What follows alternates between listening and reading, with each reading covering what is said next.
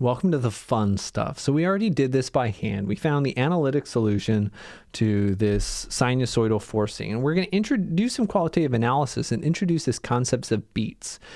For anyone who's familiar with music at all, if you play music or listen to a lot of music, you probably are already familiar with this. And no, I'm not talking about like the beat of a drum.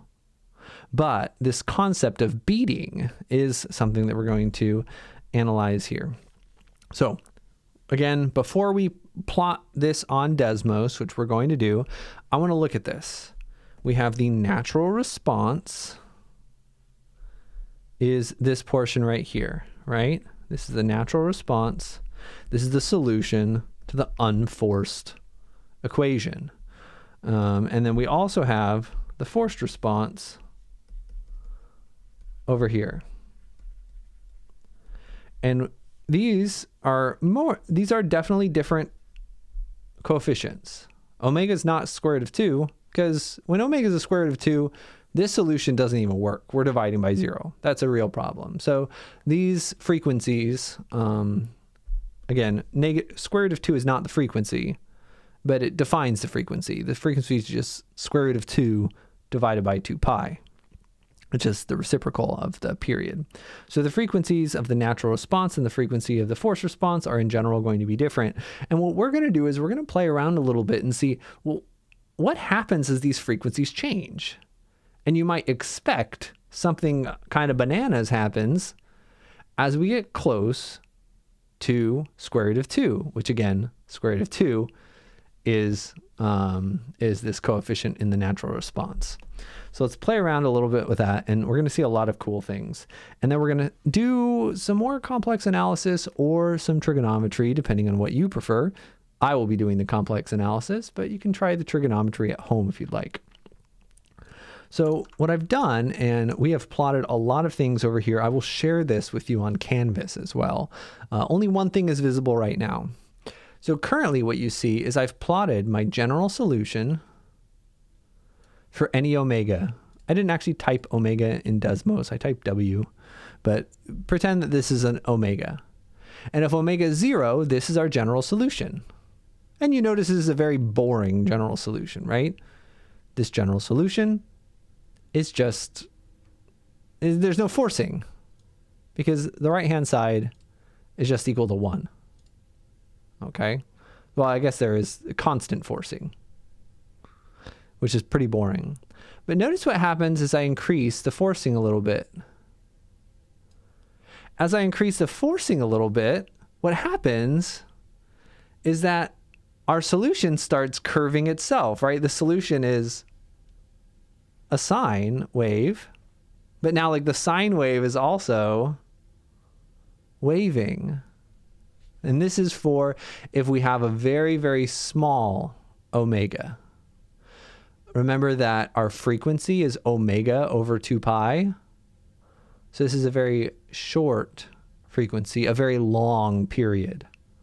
If our forcing function has a very short frequency and a very long period, then our solution is going to be pretty similar to our unforced equation. And as omega gets bigger, you can see that, we're getting more faster dancing. And then weirder things are going to happen. Right? Now it starts like dancing a little up, dancing a little down, right? That we'll see more of what's happening with that. And then as we increase it even more, we get something very cool start to develop. Watch this. So it's a bit over a 1 now. Look at this.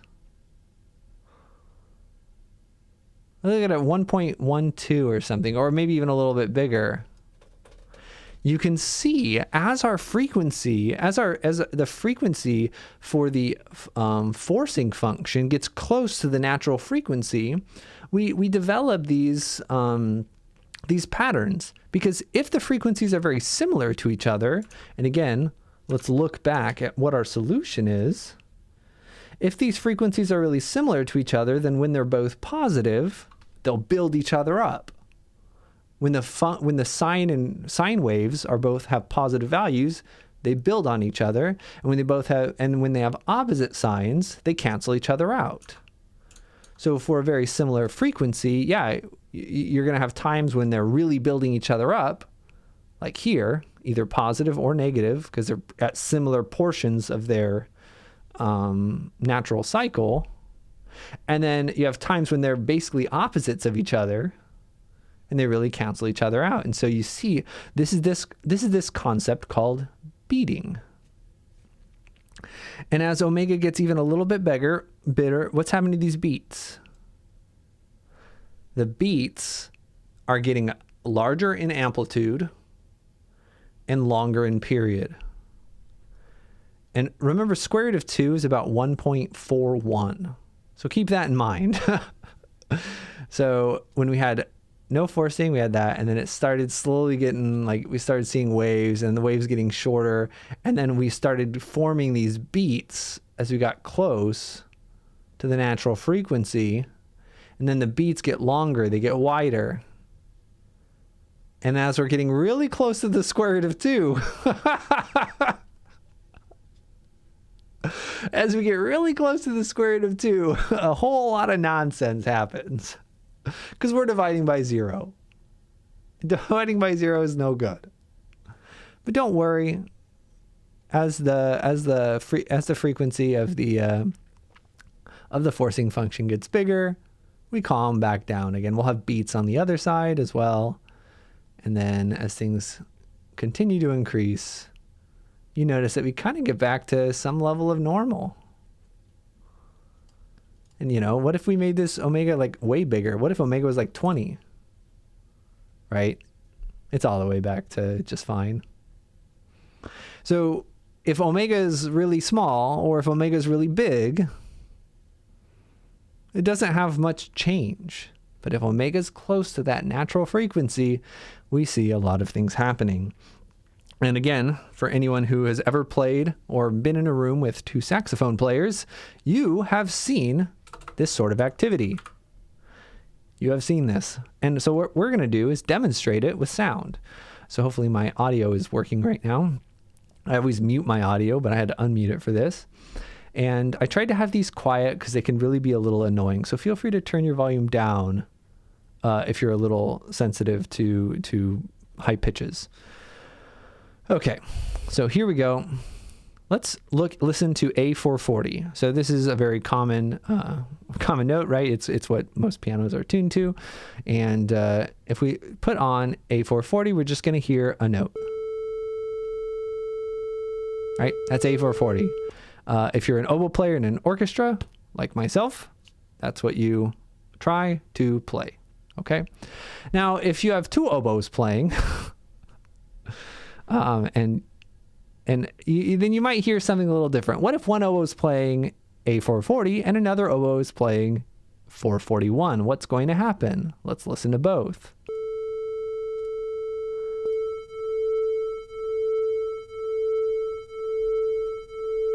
Can you hear it? Can you hear the pulsing? That pulsing that you're hearing two frequencies, really. Okay, you're hearing two frequencies right there. One is the note. The note itself is the frequency of these really short periods. And the other thing, you're seeing this larger addition and subtraction over time. That's the much longer period, the shorter frequencies, the thing that's happening that we can really hear. Those are the beats, and that's these larger oscillations. That's because you're out of tune. Notes are frequencies. Out of tune is just two frequencies that are really close together. So if they're really close together, all right, maybe 1.3, you have very long waves as those beats that you hear. And as you get more and more out of tune, the waves start happening faster and faster. So let's listen to that. I'm going to increase the second oboe to be more out of tune. They're getting further away from A440. And you're going to hear those beats speed up. So, of course, most of us who are musicians, when we play, we can hear those beats and we want to change our pitch to make the beats slower. Because we know if the beats are getting slower, we're getting closer to in tune. So let's listen to that. I'm going to make them more out of tune. It's going to get uglier, but you're going to hear that the beats are getting closer together.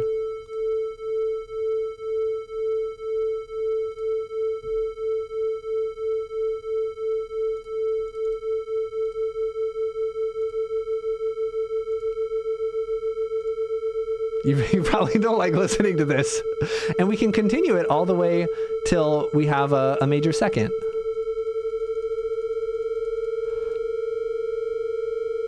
They're so rapid now, right? We're not at a major second yet. Probably closer to a half step.